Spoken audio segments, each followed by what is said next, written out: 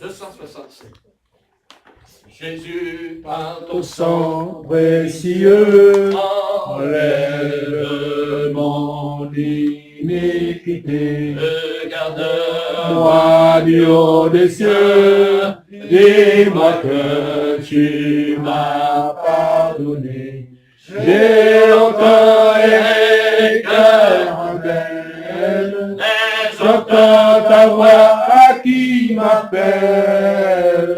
Au pied de ta croix, maintenant, tout confus, brisé, je me rends. Blanc, plus blanc que neige, plus blanc que neige. Lavé dans le sang de l'agneau, je serai plus blanc que la neige. Oh, le fardeau de nos péchés, Dieu très saint est trop grand pour moi.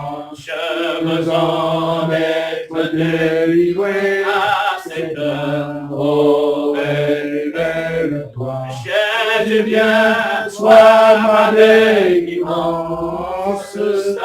Tu peux calmer ma souffrance.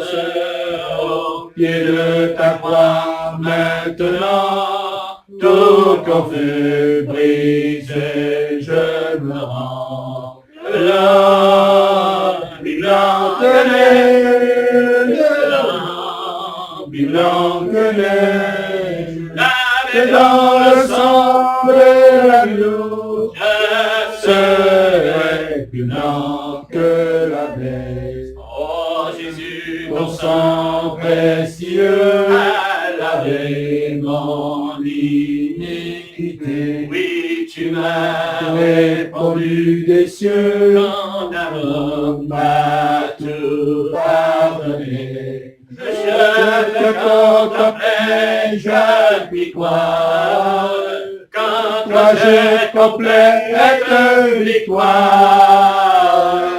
Au pied de ta croix, maintenant, je me relève triomphant. Blanc, blanc que neige, blanc que neige, lavé dans le sang de l'agneau, mon cœur est plus blanc que la neige. Blanc, plus blanc que neige, plus blanc que neige, lavé dans le sang de l'agneau, mon cœur est plus blanc que la neige. Oh Jésus, ton sang précieux a lavé mon iniquité. Oui, tu m'as répondu des cieux, ton amour m'a tout pardonné. Je te contemplais, je puis croire, qu'en toi j'ai complète victoire. Au pied de ta croix, maintenant, je me relève triomphant. Blanc, plus blanc que neige, blanc, plus blanc que neige, lavé dans le sang de l'agneau, mon cœur est plus blanc que la neige. Blanc, plus blanc que neige, blanc, plus blanc que neige, lavé dans le sang de l'agneau, mon cœur est plus blanc que la neige. Amen. Amen. Voilà Dieu. Et on va demander à notre frère Nicolas de prier le Seigneur, afin que nous comprenions que nous sommes de passage. Amen. Et que le moment venu, il faudra s'en aller. Mais s'en aller et quitter ce bas monde, ça ne veut pas dire que notre âme va cesser d'exister. Dieu nous a créés, on va lire dans Genèse, chapitre 2, la prière, ça donne de la chaleur. Il y a un peu de chauffage aussi en même temps, pour être quand même équilibré. Ouais. Autrement, ça fait déséquilibré. Si vous savez trop chaud, je peux éteindre le chauffage. Non, ça va, non. Et comme nous avons une super martiniquaise, on va dire nous, et qu'elle est d'accord avec la chaleur, et dès qu'on baisse, pour eux, il est un peu froid. Alors, comme nous avons compassion d'elle, nous supporterons, non pas notre sœur, mais la chaleur. Qu'elle soit bienvenue parmi nous. Amen. Nous avons prié souvent pour elle et aussi nous voulons la remercier pour ce bon miel qui d'ailleurs nous a permis d'être en bonne santé. Ce soir. Amen. Alléluia. Alléluia. Mais il faut aussi être reconnaissant Amen. envers les personnes parce qu'autrement, ça ne se fait pas.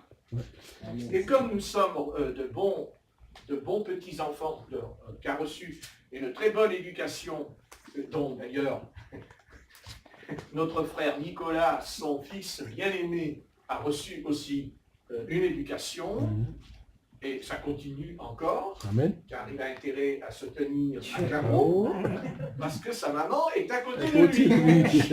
Et elle a emmené le martinet, elle l'a caché sous la robe. Attention, Nicolas. Bon, mais c'est vrai que quand on est môme, on ne comprend pas toujours. Ouais. Mais quand on a grandi, on a compris qu'un petit coup par là, un petit coup par ici, ça nous a permis de ne pas aller à la dérive. Amen. Amen. Bien. J'avais dit donc que nous allons quitter ce monde. Que vous le vouliez ou que vous ne le vouliez pas, de toute façon, nous allons nous en aller.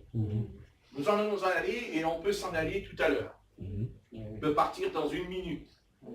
Personne n'est à l'abri de ce que Dieu dit, c'est l'heure, il faut rentrer à la maison. Amen. Bien sûr, il y a 2 maisons, c'est-à-dire il y a 2 demeures. Il y a la maison qui s'appelle le paradis et il y a malheureusement une autre maison qui s'appelle l'enfer. Nous verrons ce qu'est l'enfer. Mais si Dieu a permis que nous sommes ensemble en cet instant, ce n'est pas le hasard. Amen. Il n'y a pas de hasard dans notre vie. Notre vie, ce n'est pas une loterie. Notre vie, ce n'est pas un numéro où on tire au hasard. Notre vie est contrôlée par notre Créateur. Amen. Créateur qui s'appelle Dieu. Et bien entendu, son Fils. Son Fils, le Seigneur Jésus-Christ. Son Fils bien-aimé. Mais pour comprendre, il faut aussi essayer de prendre la Bible.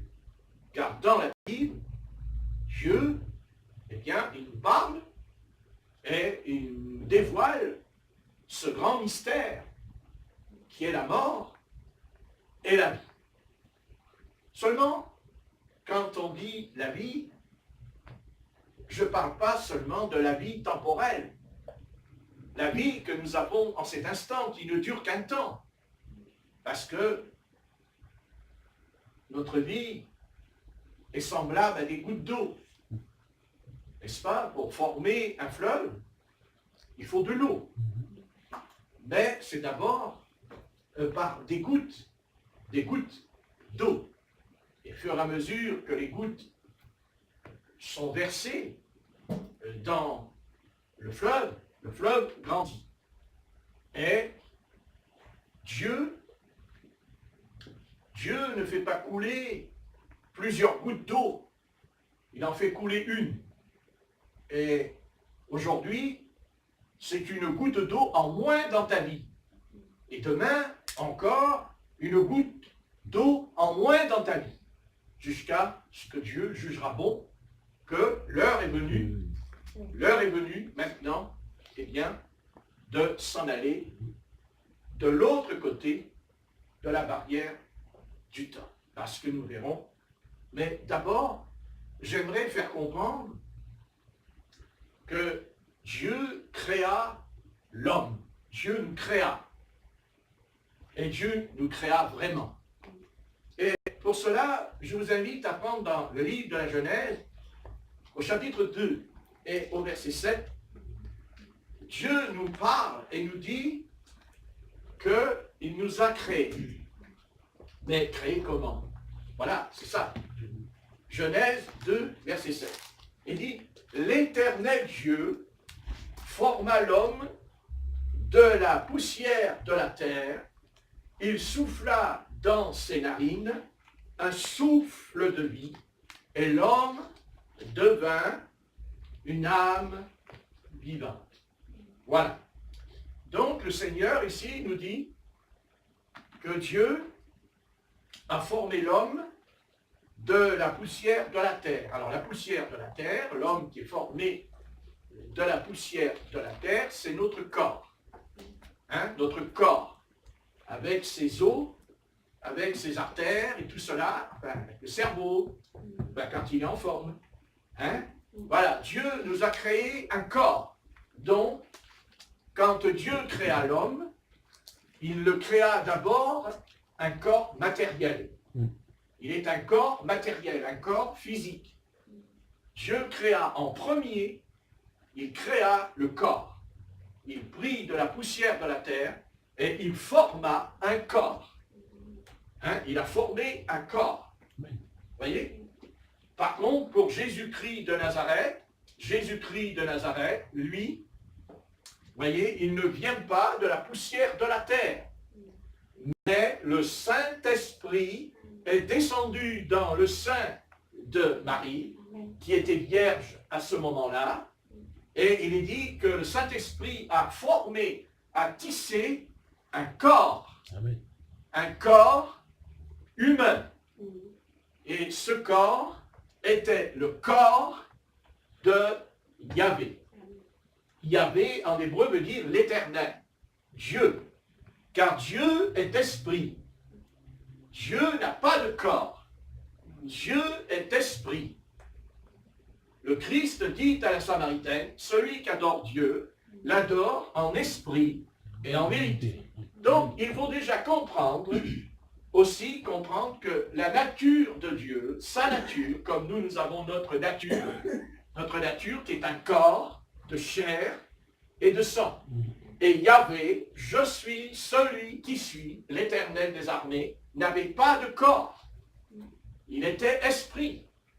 Et pour nous sauver, il a envoyé sa parole, c'est-à-dire le Fils, le Verbe, qui est devenu homme. Dieu est venu dans la forme d'un homme, appelé Jésus-Christ. Jésus-Christ est le corps de chair et de sang de notre Père céleste. Amen. Car notre Père céleste n'a pas de corps. Il est esprit et vie. Mais pour nous sauver, pour nous racheter, puisque notre corps, qui a été formé de la poussière de la terre, ne devait pas retourner dans la terre à l'origine, puisque Dieu est éternel. Et l'homme aussi aurait dû être un être éternel. Amen. Mais il y a eu un accident dans le jardin d'Éden. Satan, dans la forme du serpent, est venu et il a déposé une semence corruptible qui s'appelle le péché. Car Dieu dit à Adam, le salaire du péché, c'est la mort. Quand Adam et Ève sont tombés dans le péché, c'est-à-dire quand ils ont désobéi au commandement que Dieu avait dit à Adam et Ève, tu pourras manger tous les fruits du jardin qui est en Éden, mais tu ne mangeras pas le fruit de la connaissance du bien et du mal, car le jour où tu en mangeras, tu mourras. La première chose qui a commencé à mourir dans l'homme, c'est son corps.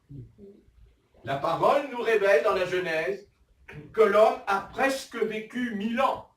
La parole dit qu'il y en a qui ont vécu plus de 900 ans. comme Methushalem.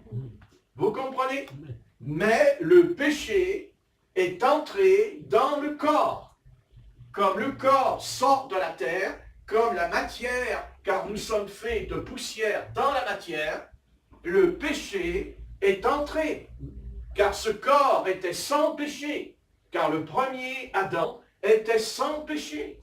Mais il est tombé dans le péché. Qu'est-ce que le péché? Le péché, c'est une rébellion, une révolte contre l'Esprit du Seigneur dans l'univers.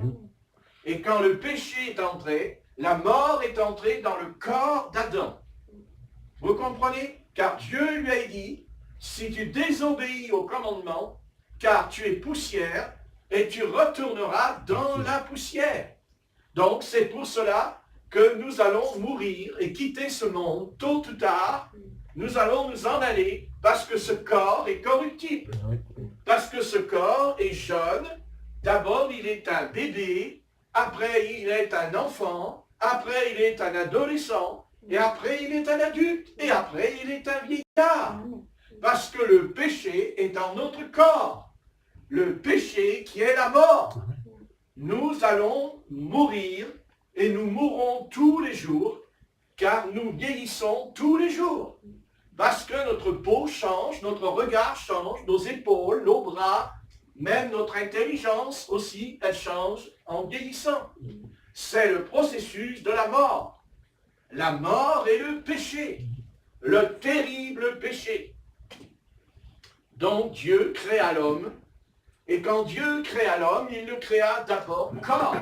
Ensuite, il nous est dit, l'Éternel Dieu forma l'homme de la poussière de la terre, et souffla dans ses narines un souffle de ça, le souffle de Dieu, quand Dieu qui est esprit a soufflé dans les narines d'Adam, alors qui est ce souffle? C'est son esprit. Nous avons un corps et nous avons un esprit. Notre esprit est le souffle de Dieu. Dieu créa un corps, et dans ce corps, Dieu plaça un esprit. L'esprit, parce que Dieu est esprit. Nous verrons cela si Dieu veut plus loin. Maintenant, quand Dieu souffla dans ses narines, il devint quoi? Il devint une âme vivante.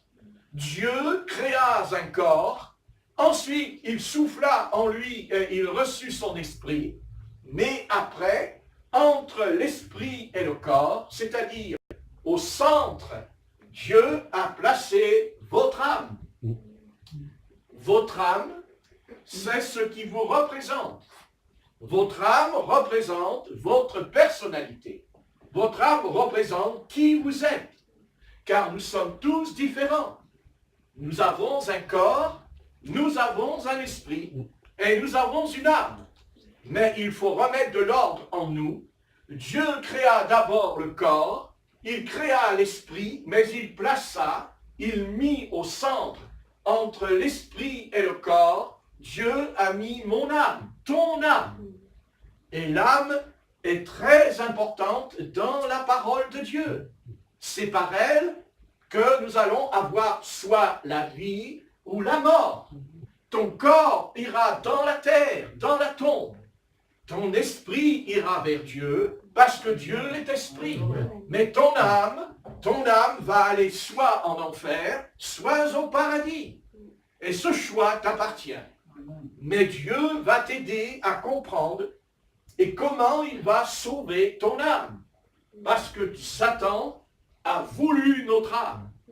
Satan est venu non pas pour voler mon corps, il n'en a rien à faire de mon corps, de mon esprit, ça ne l'intéresse pas parce qu'il ne peut pas pénétrer, parce que c'est Dieu qui l'a créé. Mais ce que Satan veut, c'est ton âme. Parce que ton âme, c'est ta personnalité. Ton âme, c'est l'organe qui te permet de choisir entre le bien et le mal. Ce n'est pas ton corps qui choisit, ce n'est pas ton esprit qui choisit, mais c'est ton âme. Ton âme est précieuse aux yeux de Dieu, car tu as une âme. Et cette âme, Satan est venu en Éden, Et il est un voleur parce qu'il a volé notre âme. Parce que Satan veut mon âme. Il veut l'amener, l'entraîner dans le Hadès. Il veut l'entraîner dans le séjour des morts. Il veut la mettre dans une prison afin que je sois esclave de lui. Mais pour être esclave de Satan, Satan avait besoin de faire quelque chose, nous amener à désobéir à la parole du Seigneur. La parole de l'Éternel. Dieu a bien vu que l'homme a désobéi à sa parole. Donc Dieu va tout faire pour que l'homme revienne à sa parole, parce que la parole de l'Éternel est le seul moyen afin que nous ne soyons pas perdus, afin que nous ne puissions pas périr, que nous ne puissions pas mourir éternellement dans cet endroit terrifiant qui s'appelle l'enfer, le Hadès. Dieu a déjà opéré, car il envoya un prophète appelé Moïse, et sur la montagne du Sinaï, l'Éternel va donner les 10 commandements, qui est la parole de l'Éternel, cette parole dont Dieu avait dit à Adam et à Ève, ne mange pas le fruit défendu, si tu en manges, tu mourras. Dieu ne ferme jamais les yeux sur le péché. Dieu ne ferme jamais les yeux sur le péché. Dieu est obligé de prononcer la sentence, le jugement. Car si Dieu ne nous punit pas, si Dieu ne nous châtie pas, quand nous avons péché contre lui, quand nous avons offensé Dieu dans l'univers, nous sommes punis, nous sommes châtiés, parce qu'il ne serait pas Dieu. Parce que si Dieu fermait les yeux sur mon péché, il ne serait pas le Dieu d'amour. Et le Dieu d'amour nous châtie de la verge, mais en même temps, il va nous donner une solution afin que nous ayons pu dans le péché et va nous donner Jésus-Christ, son Fils bien-aimé. Amen. Le péché est quelque chose de très grave. Et nous savons que le péché est grave parce qu'il a fallu que Dieu nous envoie et nous donne son Fils unique, Jésus-Christ, qui a accepté, lui qui était 3 fois saint, a accepté de mourir sur la croix du calvaire. Si Dieu a puni Jésus-Christ, si Dieu a puni son Fils, si Dieu l'a conduit à la croix, si Dieu l'a conduit à la souffrance en Gethsémane, c'est parce que Dieu devait traiter mon péché. Parce que le salaire du péché, c'est la mort. La mort spirituelle, la mort éternelle. Mais comme je vous l'ai dit, mercredi soir, je vous ai dit que quand on meurt, on existe toujours. Et bien sûr, l'adversaire voudrait nous faire croire que quand nous allons de l'autre côté, tout est fini. Erreur. Rien n'est fini. Même si on est perdu, on continue à vivre. Même si on est perdu, et même quand on est jeté dans le lac de la géhenne, là, dans la Bible dit dans l'Apocalypse au chapitre 20, il nous est dit que les âmes seront jetées dans la géhenne, dans cet endroit, dans ce lac de feu. Et certains disent que quand l'âme est jetée dans la géhenne, tout est terminé. C'est un mensonge. Les âmes sont jetées dans la géhenne parce qu'elles vont ressusciter d'entre les morts. La parole dit qu'au jugement dernier, devant le trône blanc, il est dit que le livre de vie sera ouvert et que Dieu appellera chacun par notre nom, bien sûr, et Dieu dira, tu t'appelles telle personne, et dans ta vie, sur la terre, tu as fait ceci, tu as fait cela, et maintenant je vais prononcer un jugement. Certains, appelés les méchants et les impies, seront jetés dans la géhenne. Mais quand ils sont jetés, ils continuent à vivre. Ils continuent à avoir une conscience. Ils continuent à parler. Ils continuent à raisonner. Ils ont un corps. Car il a dit, ils ressuscitent d'entre les morts. Vous lirez dans Genèse 20 que les méchants vont ressusciter. Parce qu'il y a 2 résurrections dans la vie. Heureux ceux qui auront part à la première résurrection. C'est-à-dire ceux qui sont morts en Christ. Si nous mourons en Christ, nous avons la vie éternelle. Et si nous mourons sans Christ, nous avons quand même la vie, mais nous avons une vie perdue éternellement. La Bible dit perdu au siècle des siècles. Mais perdu, périr ne veut pas dire que la personne n'existera plus. Quand le fils prodigue a quitté la maison, il était perdu. Il a péri dans son péché, mais il était mort, car son père a dit à son fils, mon fils qui était mort, maintenant il est vivant. Amen. Mais il était toujours vivant, puisque l'histoire nous raconte qu'il mangeait une nourriture dégoûtante, qu'il était dans la misère, mais il était mort dans son péché. Il était mort dans ses offenses. Et quand il a quitté la maison de son père, comme nous, si nous quittons la maison de notre Père Céleste, eh bien nous sommes perdus. L'homme qui pêche et qui transgresse la loi de Moïse est perdu. La Bible dit nous sommes tous privés de la gloire de Dieu, parce que nous sommes condamnés à aller en enfer. Mais Dieu a vu que l'enfer était terrible. Il a entrepris son plan éternel. Avant même que le monde fût fondé, il avait déjà eu cette pensée que son Fils, Christ, viendrait au milieu de nous, Amen. Afin de nous sauver, alléluia, alléluia, afin de nous racheter de cet endroit de perdition. L'enfer est un endroit terrible pour leurs enfants, pour leurs parents, qui ne sont pas sauvés, afin qu'ils soient sauvés, afin qu'ils soient délivrés, au nom de Jésus-Christ, au nom de Jésus-Christ, de la puissance des ténèbres. Parce qu'il y a les ténèbres.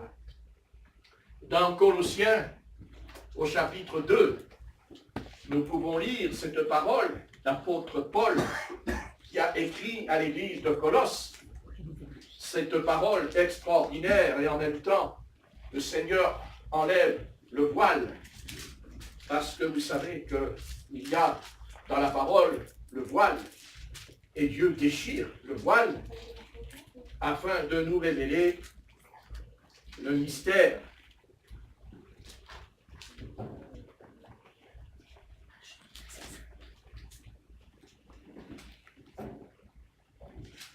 Nous allons lire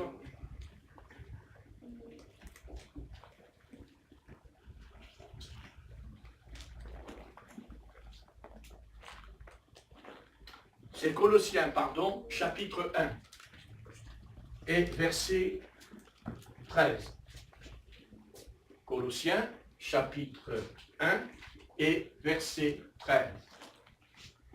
Il nous a délivrés de la puissance des ténèbres et nous a transportés dans le royaume de son Fils bien-aimé, en qui nous avons la rédemption, le pardon des péchés. Vous voyez? Elle nous a délivrés de la puissance des ténèbres. Il nous a délivrés de la puissance des ténèbres. Ça veut dire que quand on meurt, les ténèbres viennent nous chercher, c'est-à-dire les démons. Parce qu'il y a Satan et il y a les démons. Et quand on meurt, les démons viennent chercher notre âme. Ils la prennent et ils l'emmènent, non pas vers le haut, mais vers le bas. Car l'enfer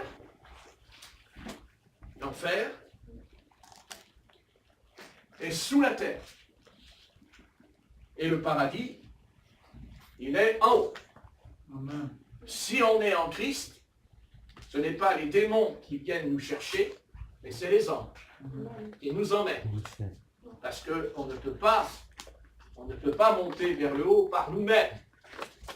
Il faut que les anges interviennent. Et ceci se fait de l'autre côté, qu'on appelle l'au-delà, qu'on appelle l'autre monde, le monde invisible pour nous, pour l'instant.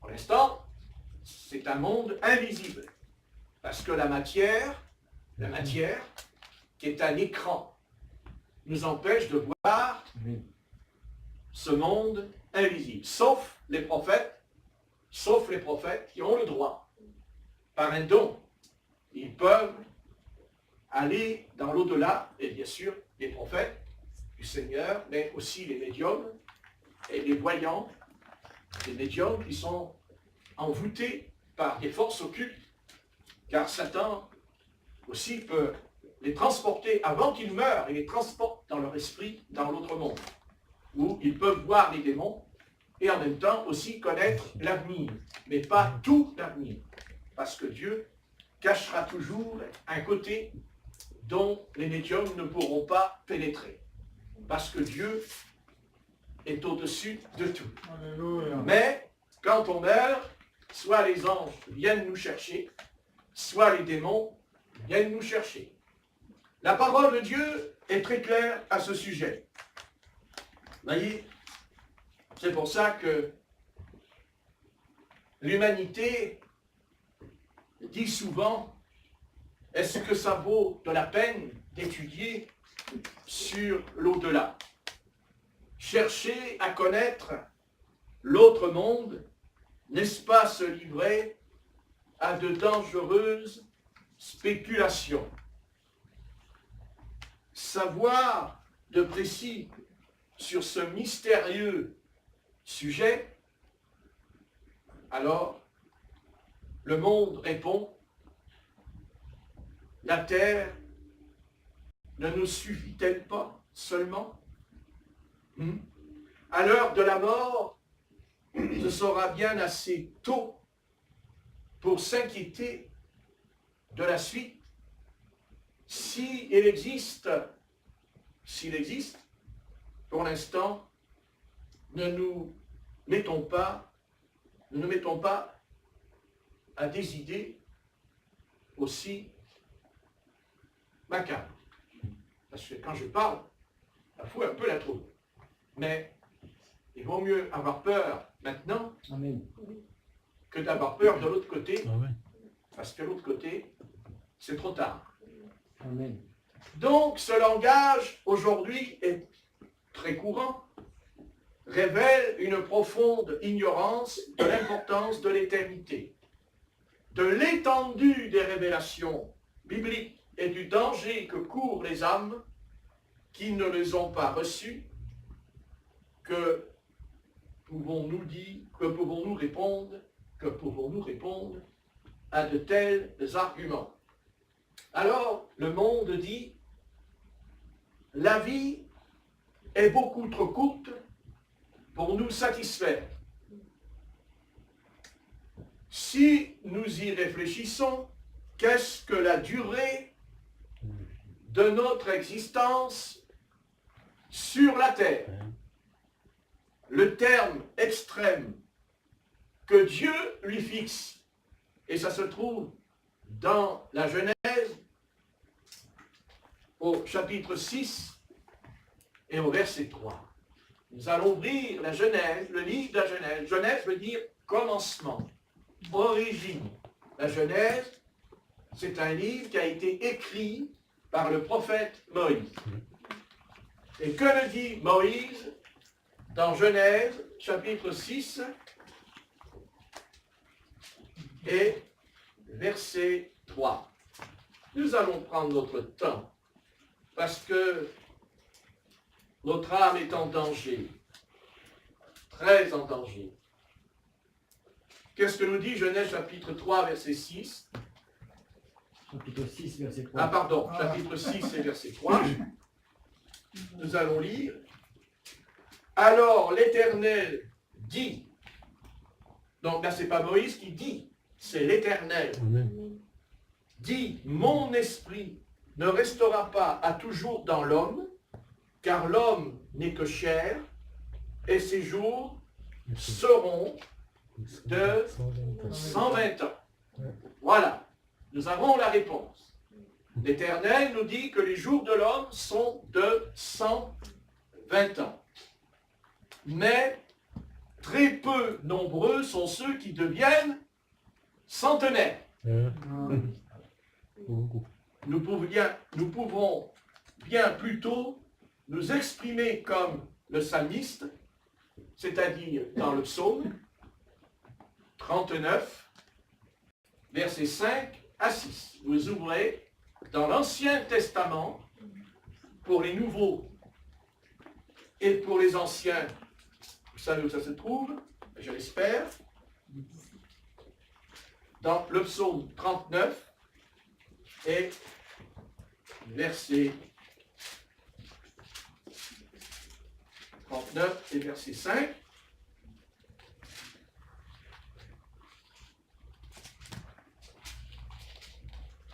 Psaume 39, verset 5. Donc, voici ce que déclare ici le psalmiste. Peut-être que c'est David qui parle dans sa prière. Et Éternel, dis-moi quel est le terme de ma vie, quelle est la mesure de mes jours, que je sache combien je suis fragile. Voici, tu as donné à mes jours la largeur de la main, et ma vie est comme un rien devant toi. Oui, tout homme debout n'est qu'un souffle. Oui, l'homme se promène comme une ombre, il s'agite vainement, il amasse et il ne sait qui recueillera. Maintenant, Seigneur, que puis-je espérer en toi est mon espérance. On est d'accord. Amen. Il est dit dans cette prière, Éternel, dis-moi quel est le terme de mes jours. Donc ça veut dire que nos jours sont comptés. Nos jours sont comptés. C'est comme ça. Ça me fait penser au patron que notre frère Pierre avait eu avant qu'on se rencontre. Et son patron a été au restaurant, il a fait un bon repas et il a aussi bien payé. Mais quand il est sorti et qu'il a ouvert la porte du restaurant et qu'il était sur le trottoir avec son épouse, il est tombé par terre et il est mort sur le coup. Si on lui avait dit qu'il allait mourir en allant au restaurant, peut-être qu'il n'aurait pas été au restaurant. C'était l'heure. Oui. Nous ne connaissons pas le jour et nous ne connaissons pas l'heure. Amen. Dieu connaît l'heure et le jour Amen. où nous allons quitter ce corps que nous avons, afin que notre âme, soit elle prendra le chemin de la perdition, c'est-à-dire qu'elle descend en bas sous la terre, qui s'appelle le Hadès en hébreu, c'est-à-dire le Sheol, le séjour des morts. Soit notre âme va monter vers le haut, c'est-à-dire elle part vers le ciel en haut, et ça s'appelle le paradis. Dis-moi, personnellement, je ne vais pas attendre que Dieu me dise combien il me reste de jours. Amen.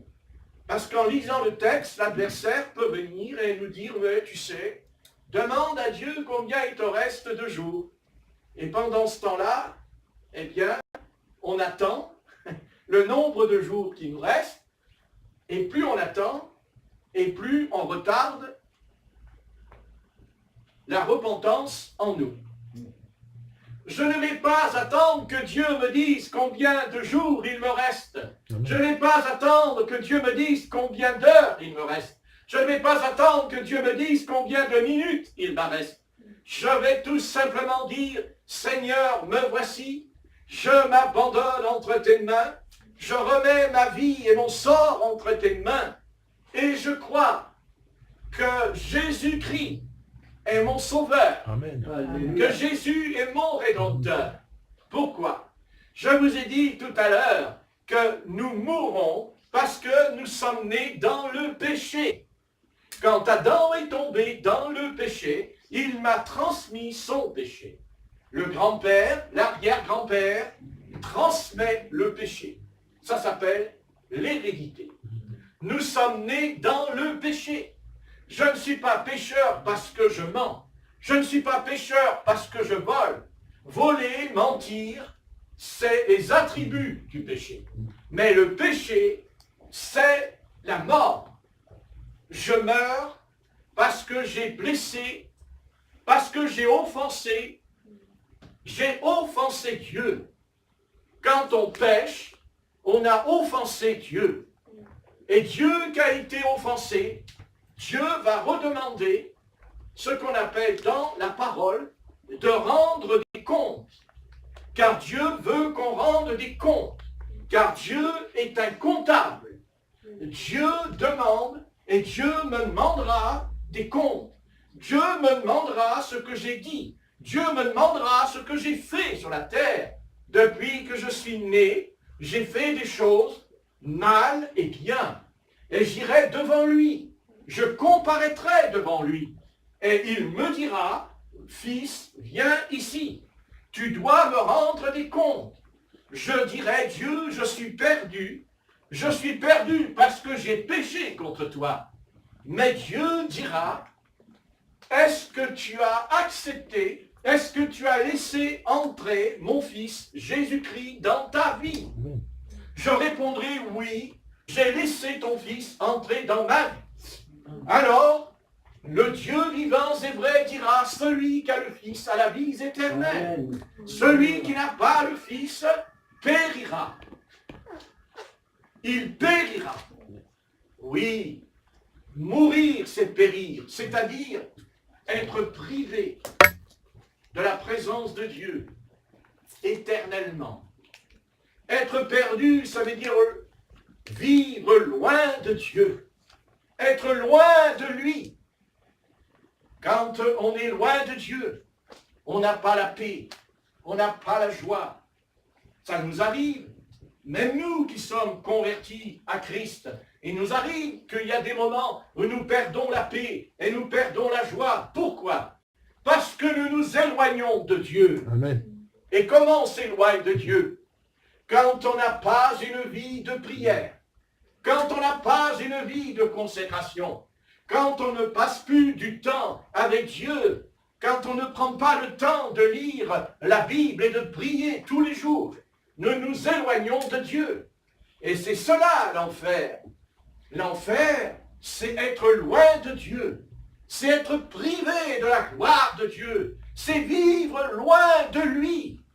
Il n'y a pas pire créature créée par ce Dieu vivant et vrai qui nous dit, retire-toi de moi, vous qui commettez l'iniquité.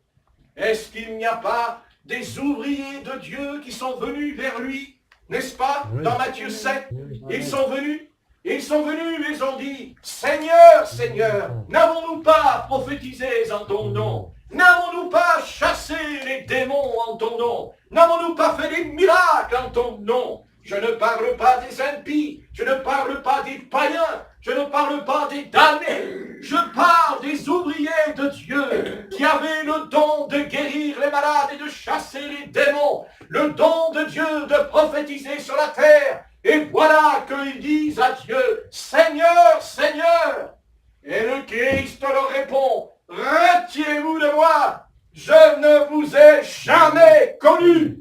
Et si Christ dit à ceux qui l'ont servi, à ceux qui ont eu les dons, qui ont prophétisé, chassé les démons, oui, Dieu leur dit, retirez-vous de moi. Qu'en sera-t-il du pécheur païen qui n'a pas accepté Jésus-Christ quand il était sur la terre et que Dieu mit devant lui un prédicateur pour lui annoncer la vérité? Dieu lui dira, retire-toi de moi, je ne t'ai jamais connu. Dieu est amour. Mais Dieu ne supporte pas le péché. Dieu ne compose pas avec mon péché. Certes, Dieu aime le pécheur. Et il est le péché. Amen. Mais attention, c'est pas parce que Dieu aime le pécheur que Dieu va pardonner le pécheur qui continue à vivre dans son péché. Et si le péché n'était pas grave, alors il n'y aurait pas eu cette croix. Si le péché n'était pas terrible, alors ce Fils bien-aimé qui est descendu dans les eaux du Jourdain et que la voix du Père Saint a dit, celui-ci est mon Fils bien-aimé et j'ai mis toute mon affection.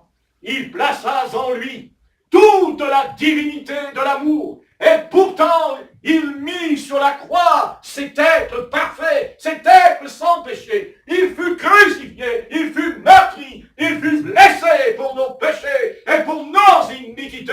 Parce que le péché est quelque chose de grave. Parce que le péché est quelque chose de terrible. Et que l'Éternel ne peut pas nous sauver si nous allons dans le péché. Si nous pratiquons le péché, alors nous avons offensé non seulement Dieu, mais nous avons offensé son Fils.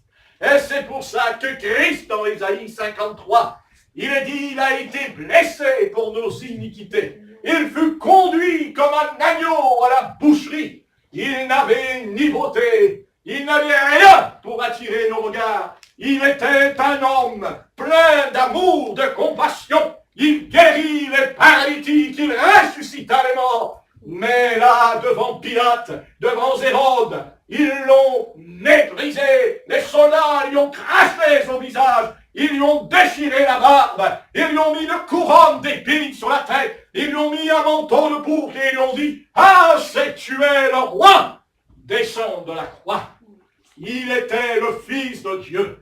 Il est descendu de la gloire de Dieu. Il était là-haut dans le ciel, avec Dieu, avec les anges, les archanges, les séraphins. Il était dans la gloire éternelle. Il a quitté cet endroit. Il est venu au milieu de nous. Pas simplement pour faire des prodiges et des miracles, mais pour prendre ton péché, pour prendre la saleté de ton péché. Il t'a enlevé ton vêtement sale, ton vêtement souillé.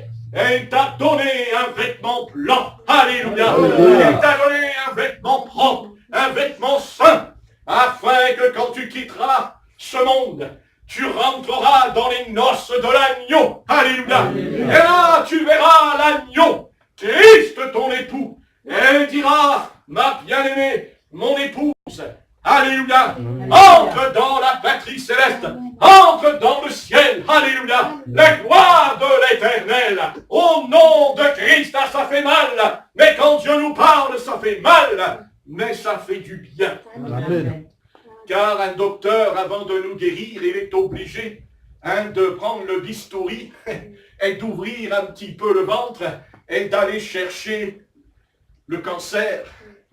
Car quelqu'un qui a le cancer, ça ne se voit pas.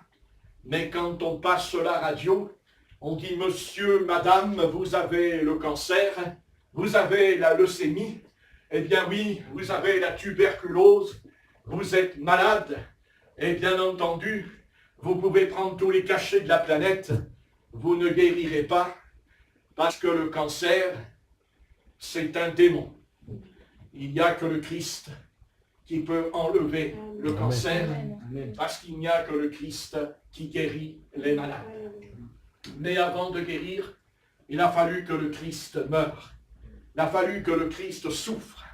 Il a fallu qu'il paye le prix de la rançon. Amen.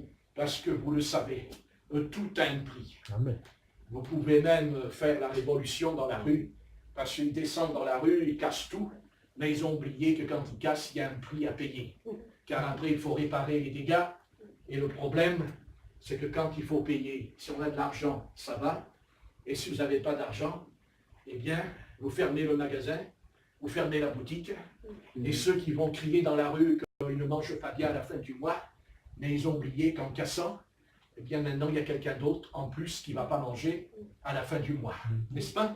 Donc il faudrait arrêter tout ça et comprendre que ce qui se passe dans notre pays, c'est le péché. Pourquoi il y a la révolte? Pourquoi il y a la colère qui gronde? Pourquoi il y a la violence? Pourquoi il y a le désordre? Pourquoi il y a le chaos? mais parce qu'il y a le péché. Et surtout, il y a un péché dont l'apôtre Paul a été extrêmement dur et sévère. C'est dans Romains au chapitre 1, à partir du verset 18. On va le lire, s'il vous plaît. Dans Romains, chapitre 1, et verset 18. Et là, nous avons la preuve que les hommes n'ont aucune excuse, parce que l'apôtre Paul nous explique que déjà Dieu se révèle au travers de la nature. Alléluia. Hein? Dans Romains, verset 18, s'il vous plaît, et nous allons voir que l'Éternel est en colère contre l'humanité, l'Éternel est en colère contre l'homme, et c'est pour cela que pour calmer la colère de Dieu, pour calmer la colère divine, il a fallu que quelqu'un prenne toute la colère de Dieu sur lui. Amen. Et c'est le Christ à la croix. En mourant sur la croix du Calvaire, il a pris toute la colère de l'Éternel sur lui. Et son Fils a crié sur la croix, « Mon Dieu, pourquoi m'as-tu abandonné ?» Et c'est ça, l'enfer. L'enfer, c'est « Mon Dieu, pourquoi m'as-tu abandonné ?» Vous savez, il y a des enfants qui ont été abandonnés, mais vous savez, être abandonné du Seigneur, c'est terrible. Ne plus sentir la présence de Dieu, vous savez très bien que quand vous faites le péché, n'est-ce pas, même quand on est converti, ça nous est arrivé de pécher parce qu'on a été tenté par le diable, tenté par la chair, mais on sait très bien que quand on a consommé, on perd la paix, on perd la joie. Et il nous faut plusieurs jours et plusieurs semaines suite après à une véritable repentance pour ne pas recommencer, n'est-ce pas, à violer la loi de l'Éternel, puisque quand on pêche, on a violé la loi de Moïse. Et Christ est venu non pas pour abolir la loi, mais il est venu pour l'accomplir. Donc Dieu est en colère, Dieu est fâché contre nous, Dieu veut nous abattre et Dieu veut nous détruire, non pas parce qu'il ne nous aime pas, mais parce qu'il ne peut pas faire autrement, parce que Dieu ne ferme jamais les yeux sur le péché. Parce que je vous l'ai dit, le péché, c'est quelque chose de très, très grave. Et je sais que c'est grave parce que le Christ est mort pour moi. Parce que Christ sur la croix, il est mort pour me sauver. Et que c'est moi qui aurais dû aller sur la croix.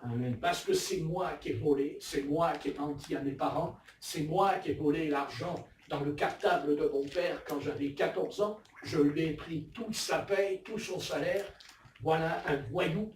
Mais le Christ, à 17 ans, il est venu et il a dit, voilà, et je suis tombé à genoux, là, tout seul dans ma chambre, je n'ai pas eu de naître de nouveau.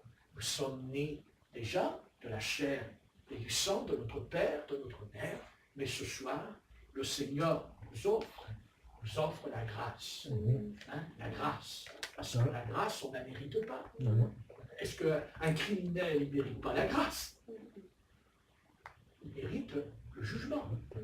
Et le jugement de Dieu, au lieu de tomber sur nous, il est tombé sur le Fils de l'homme à la croix du Calvaire. Vous voyez à quel prix le Seigneur, à quel prix Dieu nous a sauvés. Parce qu'il y avait un prix à payer. Et les catholiques romains, ils disent, je suis sauvé par les œuvres. Mais mon ami, ce n'est pas tes œuvres qui vont te sauver. Le prix à payer, tu pourrais même donner tout l'argent que tu as à la banque, si tu en as, tu pourrais tout donner, ce n'est pas ça qui va te sauver. Je n'ai pas dit qu'il ne faut pas faire le bien, mais ce n'est pas ça qui te sauvera, parce que le prix, il est trop important, et que personne, aucun être humain, ne peut payer le prix du salut de son âme. Il a fallu que le Fils de Dieu vienne au milieu de nous, et il a payé le prix de la rançon. Il l'a payé de sa vie, parce qu'il a donné sa vie. Il a dit, mais nous aussi on meurt. Le Christ, il est mort, mais nous aussi on meurt. Oui, mais nous, quand on meurt, on le mérite. Mais le Christ, lui, ne le mérite pas, puisqu'il est sans péché. Et la souffrance que le Christ a dû endurer, c'est quoi? C'est qu'il a dit, il s'est fait pécher pour nous. Vous vous rendez compte? Oh, vous vous rendez compte? Est-ce que vous vous rendez compte? Le Dieu saint s'est fait pécher. Il s'est fait pécher, mon péché. Il a pris mon péché. Et il a expié Hein, vous savez qu'il y a l'expiation. Hein, Amen. il a expié. Hein, c'est quoi expier? Ben, c'est un peu comme l'Éternel qui dit à Moïse, tu vas tuer l'agneau, tu prendras le sang et tu le mettras sur les poteaux, les linteaux de la maison d'Israël. Chaque famille israélite devait mettre le sang, hein, quand il y a l'ange exterminateur qui est passé en Égypte. Hein, il passait dans les rues, il est entré dans les maisons des Égyptiens et il dit tous les premiers-nés mourraient en quelques instants. Mais là où il y avait le sang de l'agneau, l'ange n'entrait pas. Vous voyez? Parce qu'il y a eu l'expiation, ce qu'on appelle la rédemption. C'est ce que dira Job. Qu'est-ce qu'il dit Job? Mais attendez, Job c'est un homme énorme, parce qu'il n'avait pas connu Moïse. Job existait avant Moïse, avant la loi, les 10 commandements. Il a dit, je sais que mon Rédempteur est vivant et que ma chair ressuscitera. Vous vous rendez compte? La révélation que cet homme avait en lui, à l'époque, c'est énorme. Parce qu'il parle comme l'apôtre Paul, dans le texte, quand il dit, c'est Paul qui enseigne la résurrection, il parle. Car vous savez très bien que si on ne ressuscite pas, d'ailleurs si Christ n'est pas ressuscité, si je ne vais pas ressusciter, qu'est-ce que je fais là, derrière ce pupitre? Enfin, je suis en train de jouer une pièce de théâtre alors, n'est-ce pas? Non, nous venons à la réunion, nous prions, n'est-ce pas? Parce que Jésus est vivant, parce qu'il est ressuscité. Mais Marie n'est pas ressuscitée. Marie, elle est morte dans le Seigneur. Elle est dans le paradis. Mais elle n'est pas ressuscitée d'entre les morts. Ce n'est pas vrai. Jésus-Christ est ressuscité d'entre les morts. Et la Bible dit, il est le premier-né de la nouvelle création. Alléluia. Mais Marie, elle n'est pas ressuscitée. Et c'est pour ça que les chrétiens catholiques romains, quand ils prient Marie, c'est très grave. Et ils sont dans l'erreur parce qu'ils prient un mort. Et l'Ancien Testament, le prophète Moïse, il dit que si on prie un mort, on est condamné à mort. Car on ne doit pas avoir de relation avec les morts. Marie, elle est morte. Elle n'est pas encore ressuscitée. Oui, son corps est dans la poussière. Alléluia. Son âme, elle dort dans la paix, sous l'autel de la repentance, son âme. Mais son esprit est dans le paradis. Son esprit. Jésus-Christ sur la croix, quand il meurt, il ne dit pas « Père, je te remets mon âme entre tes mains ». Il a dit « Je te remets mon esprit entre tes mains ». Donc, quand on meurt, notre corps va dans la poussière. Ce corps, de toute façon, c'est fini. Quand vous allez ressusciter, ce corps ne reviendra pas. Vous avez déjà un corps en vous de résurrection. Il est en nous. Ça s'appelle le corps spirituel.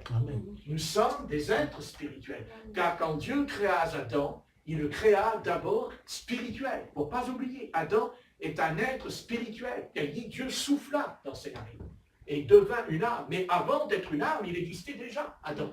Mais il n'était pas encore homme, parce qu'il fallait prendre de la matière, il fallait prendre la terre, il forma le potier. Hein? La Bible dit que l'Éternel est le divin potier. Hein? Et nous sommes l'argile. Mais notre esprit existait avant que nous soyons un corps. Mon esprit existait avant, parce que c'est ce que dit Éphésiens, chapitre 1, verset 5, l'apôtre Paul dit, nous avons été prédestinés avant la fondation du monde. Ça veut dire quoi? Ça veut dire qu'avant que le monde fût créé, nous étions des fils et des filles de Dieu. Mais Satan est venu en Éden. Et en faisant tomber Adam, nous sommes tombés avec lui. Parce que nous étions dans les reins d'Adam. La Bible dit que nous étions dans les reins d'Abraham. Les reins d'Abraham. Hein? Il nous est parlé d'un roi dans l'Ancien Testament qui est venu vers Abraham.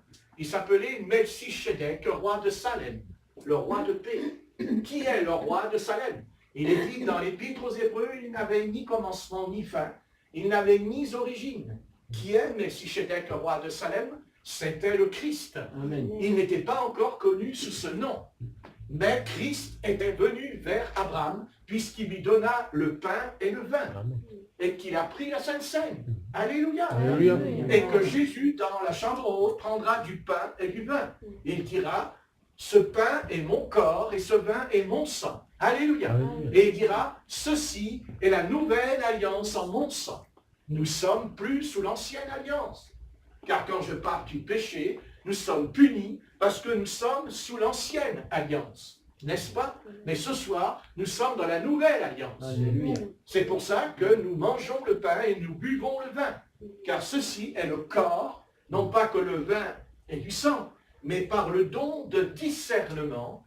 Quand on prend la coupe, nous avons le don de discernement. C'est-à-dire, quand on boit le vin, nous buvons le sang de Jésus par un don de discernement.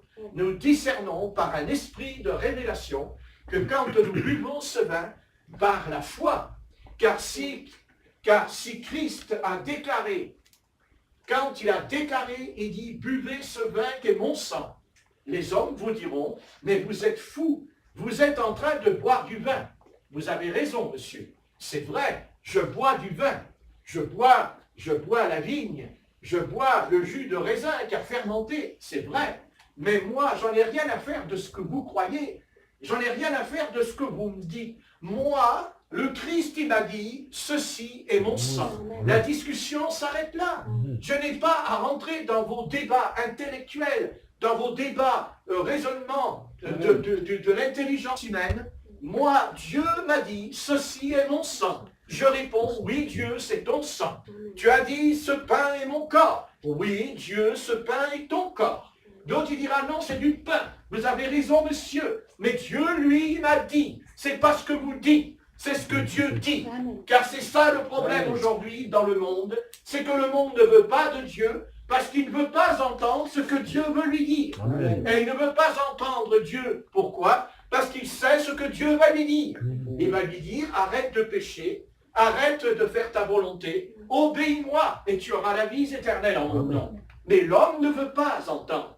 Non seulement l'homme ne veut pas entendre la voix de Dieu parce qu'il sait très bien, il ne veut pas entendre la voix de Dieu parce qu'il a peur de la voix de Dieu. La Bible nous dit que dans le jardin d'Éden, quand Adam est tombé dans le péché, et la voix de Dieu a retenti dans le jardin, la voix de Dieu a dit, où es-tu, Adam? Où es-tu, Adam? Et Adam répond à l'Éternel, je me suis caché. Et Dieu dit, pourquoi tu te caches? Parce que je suis nu. Qu'est-ce qui t'a dit que tu es nu? Et il dira, c'est la femme qui m'a dit de manger le fruit défendu. Vous comprenez? Il a entendu la voix de Dieu. La voix de Dieu est descendue dans le jardin d'Éden. Et Dieu lui a parlé. Parce que Dieu nous parle par sa voix. Parce que Dieu nous parle. Comme ce soir, cette réunion n'est pas le fruit du hasard. Tu as traversé l'océan Atlantique et tout. Tu es venu de loin. Mais certainement que ce soir, Dieu te dit, écoute ma voix. Alléluia. Alléluia. Écoute ce que je te dis. Je suis ton sauveur.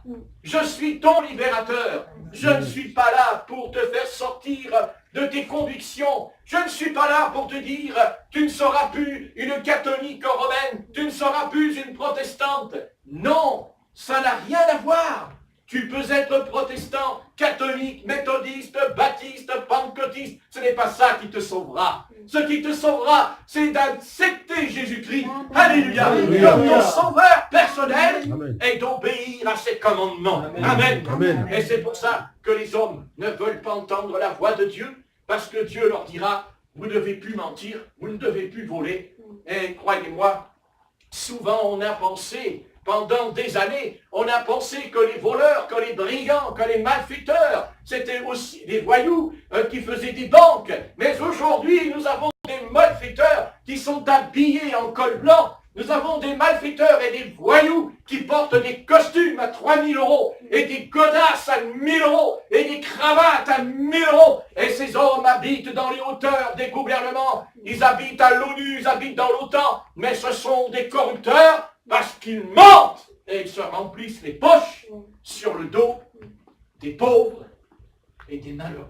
Amen. Donc vous voyez, on n'a pas besoin d'être une cloche dans la rue pour être un mendiant ou un voleur, parce que le mal, il est dans tous les hommes, parce que le cœur de l'homme est pourri à l'os, et qu'il n'y a qu'un seul homme qui était parfait. Amen. C'est le Christ. Amen. Parce que quand les soldats sont revenus vers le Sanhédrin et qu'ils ont dit, mais on vous a envoyé pour arrêter Jésus de Nazareth, et les soldats ont répondu, nul homme n'a parlé comme cet homme. Voilà. Quand le Seigneur ouvrait la bouche, ce n'était pas pour dire des balivernes. Il n'était pas là pour nous endormir. Il était là pour nous éclairer. Amen. Pour nous ouvrir les yeux et l'intelligence. Et il est venu parce qu'il a déchiré le voile. Car il y avait un voile sur nous. Et Christ a déchiré le voile. Comme aujourd'hui, le peuple juif a un voile. Et c'est pour ça qu'il ne comprend pas que Jésus est le Messie, leur Messie. Parce que Dieu dit qu'il a jeté un voile, mais que dans les derniers jours, le Seigneur va venir. Il va poser ses pieds sur la montagne des Oliviers, en face de Jérusalem. Et quand il va venir, il va déchirer le voile sur Israël. Amen. Et là, leurs yeux vont s'ouvrir. Il dit qu'il viendra et que la maison de Jacob dira au Seigneur, mais qui est-ce qui t'a fait ces blessures? Qui est-ce qui a fait que ton corps est troué? Pourquoi tes mains sont trouées? Mais qu'est-ce qui a fait cela? Mais quel est l'être humain qui t'a condamné, toi, le Fils de Dieu?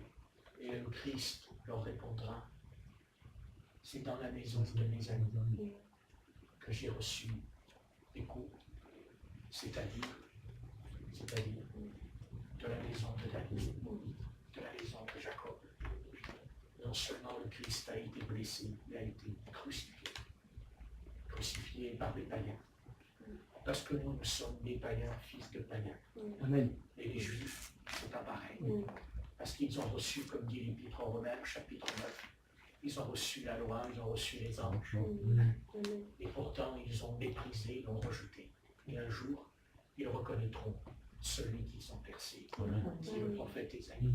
Et là, la Bible dit que pendant 7 mois, ils vont pleurer. Ils vont pleurer. La maison de Jacob va geler et pleurer. Et là, ils vont dire, mais qu'est-ce qu'on a fait? Mais qu'est-ce qu'on a fait? Hein? On a rejeté notre roi.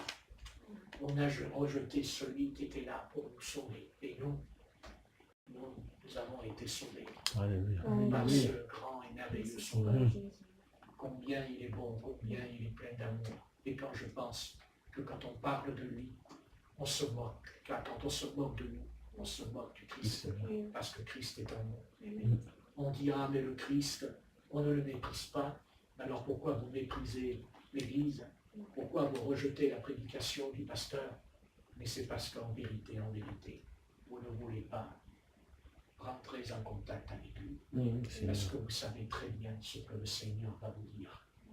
Il va vous dire, tu es dans le péché jusqu'au cou, tu es né dans le péché. Et de toute façon, ton sort est déjà réglé. Avant même que tu meurs, ton sort est déjà réglé. Parce que tu vois, que ça te plaise ou pas, moi, Dieu, j'ai créé l'enfer, j'ai créé la géhenne, j'ai mis un abîme entre le ciel et l'enfer, j'ai créé un abîme, afin que ceux qui sont en enfer ne puissent pas aller de l'autre côté, et que ceux qui sont dans le paradis. Vous voyez, si Dieu a créé un abîme, ça veut dire que de toute façon, cette affaire est très grave. Bien-aimé, la colère de Dieu, c'est ce que dit l'Épître, chapitre 1, verset 18.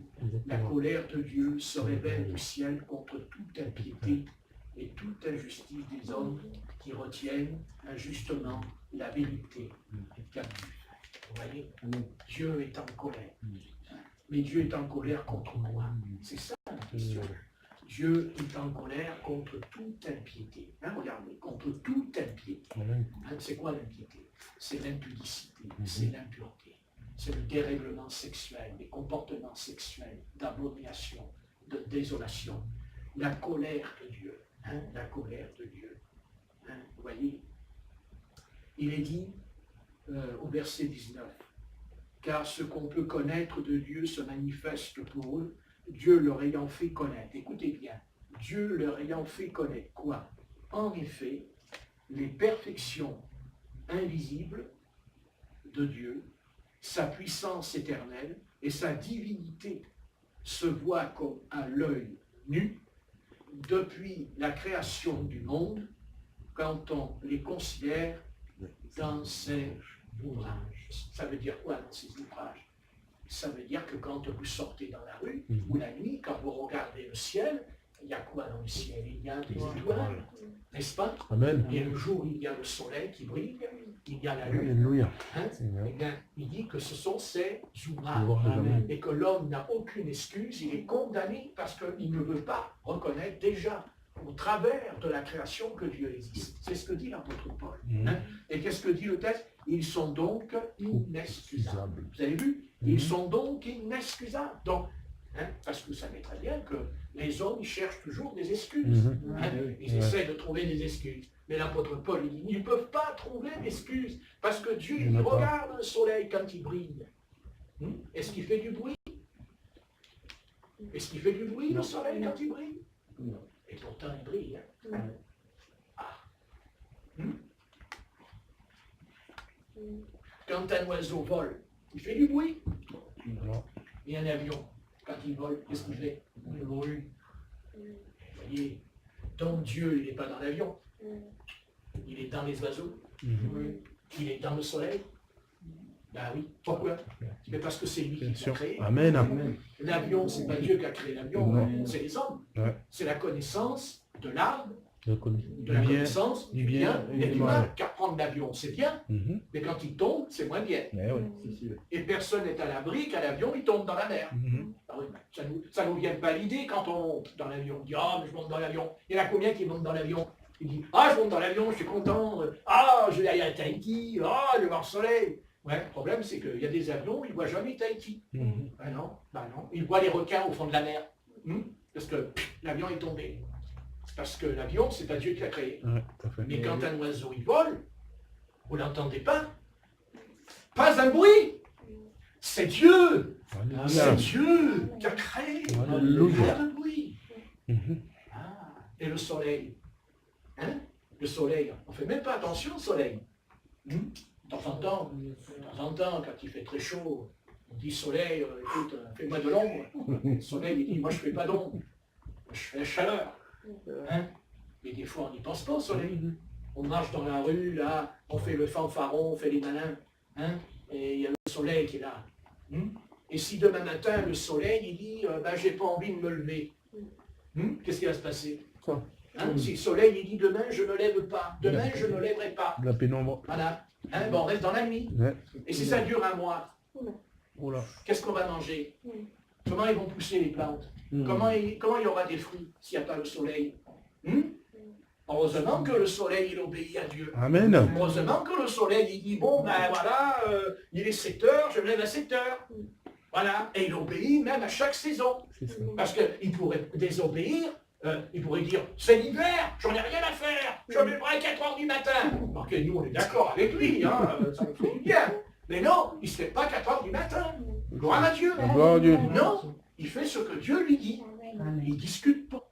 Alors si le soleil, il obéit à l'Éternel, alors combien, nous, on devrait obéir à l'Éternel, n'est-ce pas? Parce que c'est Dieu qui nous... Rendez compte, Dieu place à l'homme et il dit à l'homme, je te donne toute autorité sur les plantes et sur les animaux des champs. Alléluia. Alléluia. Mais oui, mais qu'est-ce que vous voulez? Hein, on marche dans la rue, on fait plus attention. On ne fait plus attention aujourd'hui. Je fais pas attention. Aujourd'hui, c'est nous voulons les bénis, oui, oui. Qu'est-ce que c'est encore ça, les bénis, oui, oui? Mais qu'est-ce que c'est les bénis, oui, oui? Qu'est-ce qu'il nous raconte notre frère? Les bénis, oui, oui. Bénis, oui, oui, ça veut dire Dieu bénis-moi, Dieu bénis-moi, Dieu bénis-moi, et Dieu, et toi tu me bénis? Qu'est-ce que tu me donnes? Qu'est-ce que tu m'apportes? Qu'est-ce que tu m'apportes ce soir? Là, tu m'apportes quoi? Oh Dieu, bénis-moi! Ça s'appelle les bénis, oui, oui. Hein? Mais on n'est pas des bénis, oui, oui. Non, on est des intercesseurs. On prie en faveur des pécheurs. Amen. Oui, pour qu'ils soient sauvés. Mais on n'est pas là pour dire Dieu bénis-moi, Dieu bénis-moi. Et Dieu dit, oui, mais hein, des fois on dit à Dieu, oh Seigneur, je te bénis. Ouf. Oh là là. Oh. Seigneur, je te bénis. comme si le Seigneur a besoin d'être béni. Pas besoin. Je dis plutôt, Seigneur, bénis-moi. Bénis-moi, parce que je suis une créature vraiment fragile. Et j'ai besoin de ta bénédiction, parce que c'est quoi la bénédiction? Ben, c'est le contraire de la malédiction. Bénédiction, ouais. Hein? Il y a la bénédiction et la malédiction. Hein? Maudit. Hein? Et Jésus-Christ a été maudit sur la croix. Et il a pris la malédiction sur lui. Amen. Pour nous donner la Bénédiction. Non, il y a tous des prédicateurs. Super! Il n'y a que les prédicateurs dans cette église. Hein? Ah oui. Donc la colère de Dieu se révèle du ciel. Vous avez vu? Du ciel. La colère de Dieu. Hein? Et verset 24. C'est pourquoi Dieu les a livrés à l'impureté selon les convoitises de leur cœur. Ainsi, ils déshonorent eux-mêmes leur propre corps, eux qui ont changé la vérité de Dieu en mensonge, qui ont adoré